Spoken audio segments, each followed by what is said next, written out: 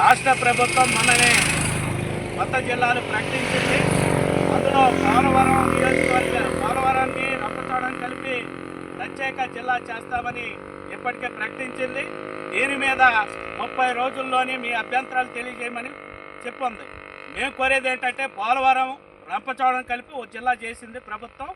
దాంట్లో పోలవరం నియోజకవర్గం లేదు కాబట్టి పోలవరం నియోజకవర్గంలో ఉన్న షెడ్యూల్ మండలాలు జీలుగుమెల్లి, బుట్టాయిగూడెం, పోలవరం, వేలేరుపాడు, కుక్కునూరు మండలాలతో పాటు ఈ నరసాపురం, కోయిలగూడెం, గోపాలపురం మండలాల్లో ఉన్న గిరిజన గ్రామాలు కలిపి ఓ జిల్లా చేయమన్నది మేము కోరుతా ఉన్నాం.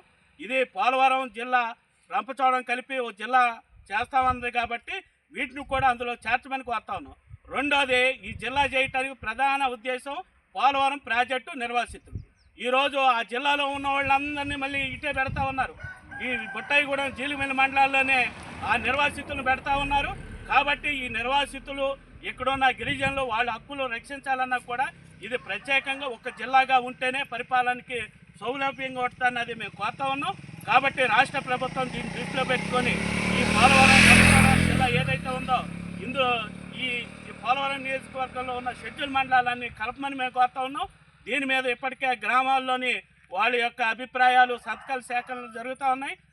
ప్రభుత్వం ఖచ్చితంగా దీన్ని స్పందించకపోతే బంద్ కూడా నిర్వహిస్తామన్నది కూడా మీ ద్వారా తెలియజేస్తా ఉన్నాం. వర్ధిల్లాలి ఆదివాసుల ఐక్యత, చేయాలి రంపచోడవరం పోలవరం జిల్లాలో పోలవరం నియోజకవర్గాన్ని, పోలవరం జిల్లాలో పోలవరం నియోజకవర్గాన్ని, పోలవరం జిల్లాలో పోలవరం నియోజకవర్గాన్ని. ఇంకెవరో మాట్లాడుతూ